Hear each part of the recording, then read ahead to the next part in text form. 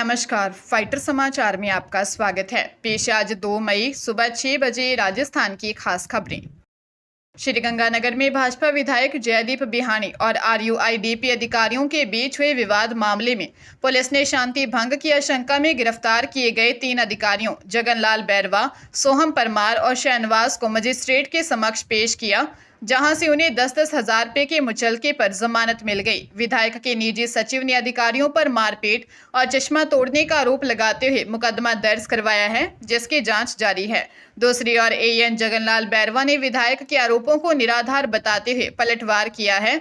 उन्होंने social media के सामने दावा किया कि मारपीट की शुरुआत विधायक बिहानी ने की थी और उनके साथियों ने अधिकारियों के कपड़े फाड़ दिए। जंगललाल के अनुसार विधायक ने उन्हें थप्पड़ मारे, जिससे उनकी आंख और पैर में चोटें आई। उन्होंने पेयजल किल्लत का कारण पीएचईडी से कम सप्लाई होना बताया और अब वे भी विधायक के खिलाफ कानूनी कार्रवाई की तैयारी कर रहे हैं। पुलिस घटनास्थल के साक्ष्यों और बयानों के आधार पर मामले की गहनता से पड़ताल कर रही है। राजस्थान के राजकीय महाविद्यालयों में शैक्षणिक सत्र 2026-27 के लिए स्नातक प्रथम सेमेस्टर की ऑनलाइन प्रवेश प्रक्रिया शुरू हो गई है। कॉलेज शिक्षा आयुक्तालय द्वारा जारी कार्यक्रम के अनुसार अब विद्यार्थी 15 मई तक ऑनलाइन आवेदन कर सकेंगे। आवेदन पत्रों का सत्यापन 19 मई तक किया जाएगा और इसके अगले दिन 20 मई को अंतिम वरीयता एवं प्रतीक्षा सूची का प्रकाशन होगा। प्रवेश के लिए ई-मित्र पर शुल्क जमा कराने की अंतिम तिथि 25 मई तय की गई है। प्रथम प्रवेश सूची 27 मई को जारी होगी, जबकि 29 मई तक वर्ग निर्धारण और विषय आवंटन का कार्य पूरा कर लिया जाएगा। रिक्त सीटों के लिए आवेदन प्रक्रिया 29 मई से 4 जून तक चलेगी और 15 जून को इसकी सूची जारी होगी। डिफॉल्टर विद्यार्थियों के लिए सूची 22 जून को आएगी। वहीं नया शैक्षणिक सत्र 1 जुलाई 2026 से शुरू होगा। श्रीगंगानगर की नई धान मंडी घड़साना पुलिस ने बैंक खाते किराए पर देकर लाखों रुपए का साइबर फ्रॉड करने के आरोप में पति पत्नी सहित 3 लोगों पर मामला दर्ज किया है। सहायक उप निरीक्षक विजय कुमार की शिकायत पर प्रियंका, उसके पति गोविंद राम और हीरालाल के खिलाफ आईटी एक्ट के तहत कार्रवाई की गई है।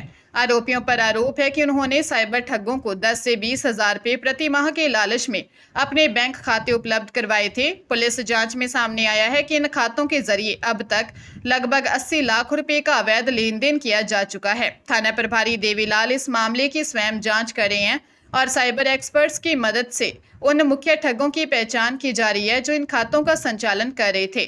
पुलिस जल्द ही इस गिरोह से जुड़े अन्य अपराधियों को गिरफ्तार करने का दावा कर रही है। उदयपुर में सोशल मीडिया के जरिए दोस्ती कर एक युवक को हनी ट्रैप में फंसाने और लूटपाट करने का सनसनीखेज मामला सामने आया है। पीड़ित विष्णु पटेल की मुलाकात डॉली नामक युवती से हुई थी, जिसने उसे मिलने के बहाने बुलाया। वहां पहुंचने पर युवती के साथी हिमांशु मेहता और अन्य 8-10 हथियारबंद बदमाशों ने युवक का अपहरण कर लिया। आरोपी उसे रात भर कार में घुमाते रहे और हथियारों से मारपीट की। बदमाशों ने युवक के गले की सोने की चेन, अंगूठी और 11,000 रुपए नगद लूट लिए। इसके अलावा आरोपियों ने 5 लाख रुपए की फिरौती मांगी, जिसमें से पीड़ित ने डर कर 50,000 रुपए की व्यवस्था की।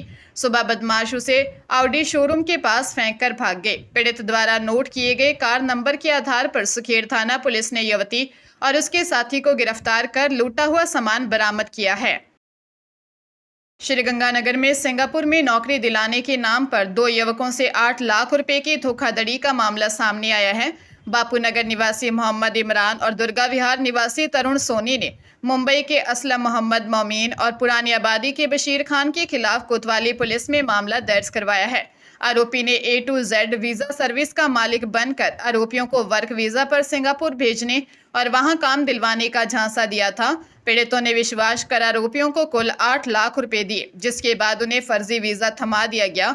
सिंगापुर पहुंचने पर जब पीड़ितों को फर्जीवाड़े का पता चला तो वे भारत लौट आए। यहाँ पैसे वापस मांगने पर आरोपियों ने धमकी दी और रुपए लौटाने से मना कर दिया। पुलिस ने अदालत के आदेश पर मामला दर्ज कर जांच शुरू कर दी है।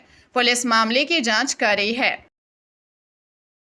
करौली जिले में हरियाणा की रेवाड़ी साइबर पुलिस ने दबिश देकर रौनक जाट, रेठोली गांव निवासी पंकज सैनी और मध्य प्रदेश के भिंड जिले से मानवेंद्र कौरव और मध्य प्रदेश के दतिया से मानविंदर को गिरफ्तार किया है। आरोपियों ने धारूहेड़ा में एक पूर्व सैनिक और उसकी पत्नी को 2 महीने तक डिजिटल अरेस्ट रखकर 1,89,00,000 रुपए की ठगी की थी। आरोपियों ने खुद को सीबीआई अधिकारी बताकर पीड़ित को सिम कार्ड के दुरुपयोग और हवाला कारोबार के झूठे केस में फंसाने की धमकी दी थी।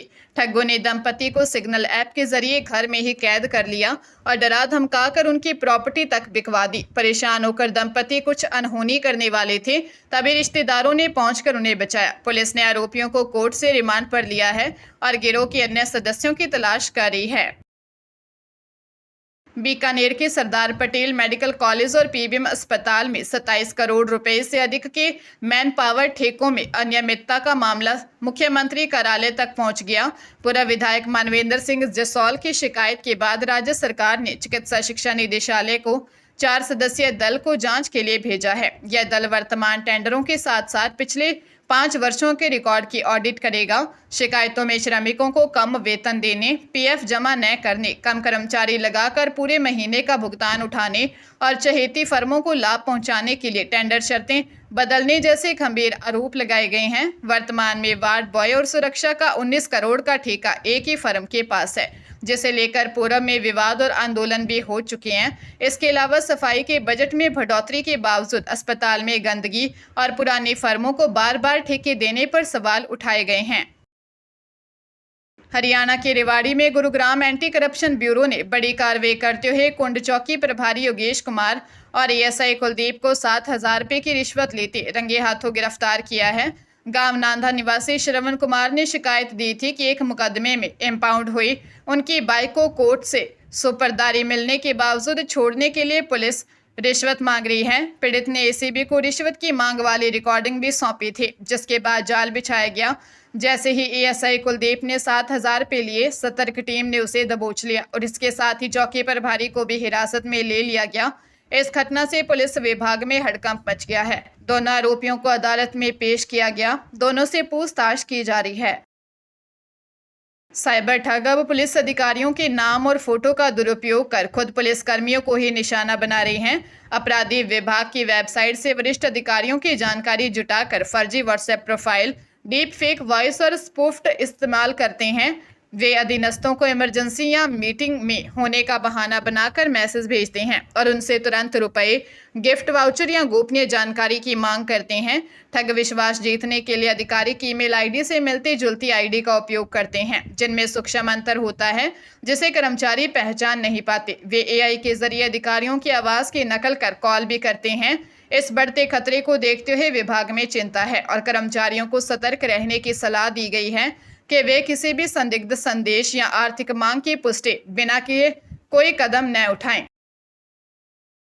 भीलवाड़ा के हमीरगढ़ में भीषण सड़क हादसे में अजमेर के बिजनेसमैन जयप्रकाश वरलानी की मौत हो गई और 12 अन्य लोग घायल हो गए। हादसा चित्तौड़गढ़ अजमेर नेशनल हाईवे पर स्वरूपगंज के पास तब हुआ जब एक टेम्पो ट्रैवलर ओवरटेक करने के प्रयास में सड़क किनारे खड़े ट्रेलर से जा टकराई। मृतक का उसी दिन जन्मदिन था और वे अपने 23 दोस्तों के साथ सांवलिया सेठ के दर्शन कर अजमेर लौट रहे थे। घायलों के अनुसार एक्सीडेंट से महज कुछ देर पहले सभी दोस्त ट्रैवलर में जिंदगी एक सफर है सुहाना गाने पर डांस कर जश्न मना रहे थे।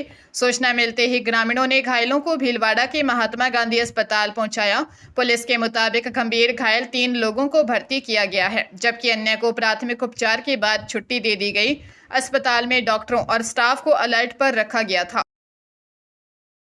झुंझुनू जिले के रसूलपुर गांव में चचेरे भाई के घर जाने की बात पर हुए विवाद में छोटे भाई ने अपने बड़े भाई की हत्या कर दी। मृतक 35 वर्षीय अनूप दिल्ली की एक कंपनी में काम करता था और 2 दिन पहले ही छुट्टियों पर घर आया था। विवाद तब शुरू हुआ जब अनूप अपने चचेरे भाई के घर खाना खाकर लौटा, जिससे उसका छोटा भाई अजीत नाराज हो गया और झगड़ा करने लगा। झगड़े के दौरान अजीत ने अनूप को ट्रैक्टर से टक्कर मार दी। जब चचेरे भाई कृष्ण कुमार ने बीच बचाव की कोशिश की तो आरोपी ने उसे भी घायल कर दिया और मौके से फरार हो गया। परिजन गंभीर हालत में अनूप को बुहाना सीएचसी लेकर पहुंचे, जहां डॉक्टरों ने उसे मृत घोषित कर दिया। पचेरी कलां थाना पुलिस ने मामला दर्ज कर आरोपी भाई की तलाश शुरू कर दी है। अनूप के पिता की पहले ही मौत हो चुकी है।